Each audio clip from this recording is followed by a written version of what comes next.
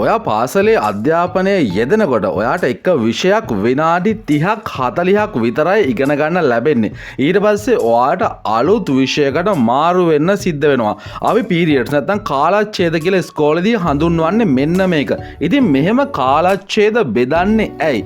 මේකේ එක අරමුණක් තමයි ඔයාට විනාඩි 30ක් 40කට වඩා එක විෂයක් ග්‍රහණය කරගන්න අමාරුයි. ඉතින් එහෙම ග්‍රහණය කරගන්න අමාරු හින්දා තමයි විනාඩි 30කට 40කට මේ පීරියඩ් එකක් සීමා කරලා තියෙන්නේ. ඉතින් මම අද කතා කරන්නේ මේ ටිප් එක කොහොමද ඔයාගේ ලයිෆ් එකට පාවිච්චි කරන්නේ, විශේෂයෙන්ම ඔයා ඉංග්‍රීසි ඉගෙන ගනිද්දී.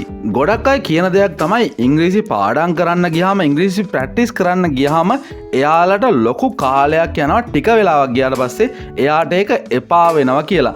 අපිට අලුතෙන් දෙයක් ග්‍රහණය කරගන්න පුළුවන් විනාඩි 30ක කාලයක් විතරයි.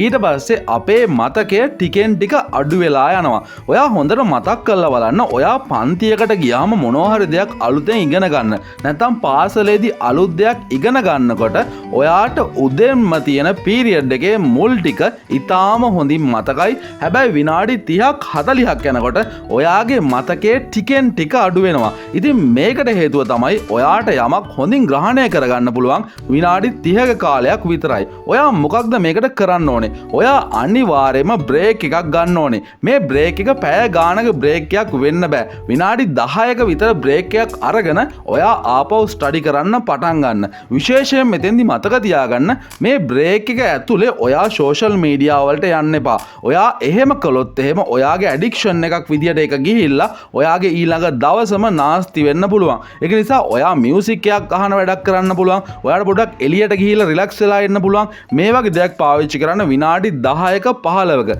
ඊට පස්සේ පුළුවන් ඔයාට ආපහු පටන් ගන්න අර අවසන් කරපු තැන ඉඳන්ම. ඔයා ස්ටඩි කරනකොට අනිවාර්යයෙන්ම මේ ටිප් එකත් මතක තියාගන්න. එහෙනම් මිත්‍රෝරුනි, මේ වගේ ටිප් එකකින් ආපහු වීඩියෝ එකකින් හමු වෙමු. එතකන් රැඳිලා ඉන්න. හැමෝටම good luck. හැමෝටම goodbye.